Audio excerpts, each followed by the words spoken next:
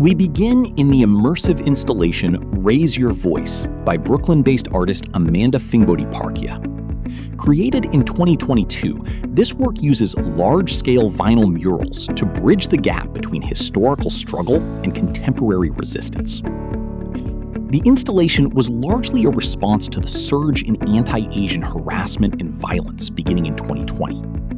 Fingbody-Parkia utilizes iconic activist imagery, such as the flexed arm of Rosie the Riveter, to assert AAPI belonging in the American narrative. On the opposite wall, the artist highlights the historic alliance between Yuri Kochiyama and Malcolm X, symbolized by the yellow tiger and Black Panther. Moving into the Puffin Foundation Gallery, we enter the permanent exhibition Activist New York.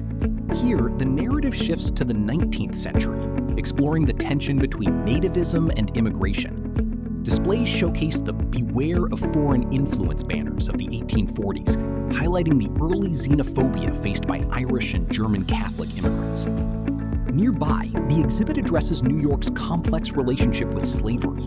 Although the city was a center for abolitionist activity, fostering leaders like Frederick Douglass, it was also financially tethered to the southern plantation economy through its banks and shipping industry. The artifacts here, including physical shackles and anti-slavery pamphlets, illustrate the high stakes of the battle for abolition within the city limits. The exhibition continues into the late 19th and early 20th centuries, a period dominated by the social purity movement.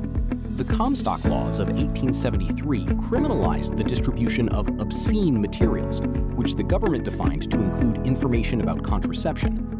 The museum documents the defiance of activists like Margaret Sanger, who opened the nation's first birth control clinic in Brownsville, Brooklyn in 1916. Parallel to the fight for bodily autonomy was the fight for fair housing. New York's history of tenant activism is documented through the lens of the early 20th century rent strikes.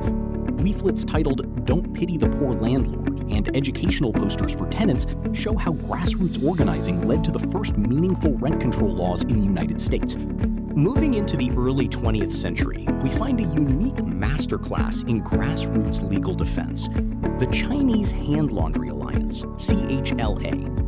Founded in 1933, this group organized to fight a discriminatory city ordinance that imposed massive fees specifically designed to put Chinese-owned laundries out of business. The exhibit highlights how these workers didn't just protest. They hired lawyers, engaged the press, and built a sophisticated community network that successfully challenged the law. One of the most powerful sections is dedicated to the garment trades. It details the uprising of the 20,000, a massive strike led by young immigrant women, and the tragic Triangle Shirtwaist Fire of 1911. The gallery transitions into the mid-20th century, a period defined by what historians call the Rights Revolution. While the Southern struggle for civil rights was often defined by marches and lunch counter sit-ins, New York served as the movement's financial and cultural heart.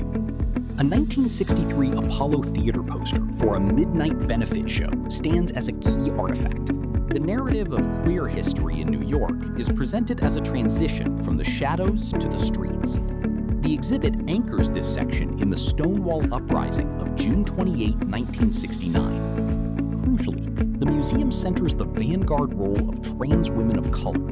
It highlights the work of Sylvia Rivera and Marsha P. Johnson, who founded STAR, Street Transvestite Action Revolutionaries, in 1970. Closely following the momentum of LGBTQ+ rights was the second wave of feminism, which found its spiritual and logistical headquarters in Manhattan. The exhibit commemorates the massive women's strike for equality on August 26, 1970. Marking the 50th anniversary of the 19th Amendment, over 50,000 women marched down Fifth Avenue, demanding equal opportunity in employment, 24-hour childcare, and free abortion on demand. Beyond the marches, the gallery documents the Take New York City Out of the War campaign. This included draft card burnings at Sheep Meadow and the Thou Shalt Not Kill banners that became iconic symbols of the era. It shows how the anti-war movement intersected with the civil rights movement, as seen in Dr. Martin Luther King Jr.'s pivotal Beyond Vietnam speech delivered at the Riverside Church. Representing the Puerto Rican community of El Barrio, the Young Lords brought a revolutionary, neighborhood-based approach to activism that was both highly tactical and deeply visual.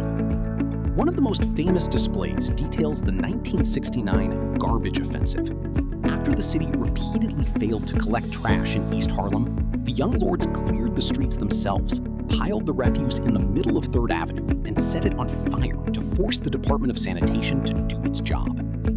Perhaps the most tangible example of activism in the entire museum is the section on disability rights.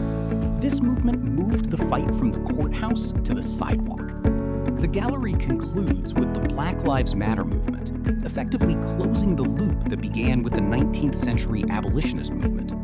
By showcasing contemporary protest art and digital media alongside historical artifacts, the museum argues that the fight for racial justice is a living record.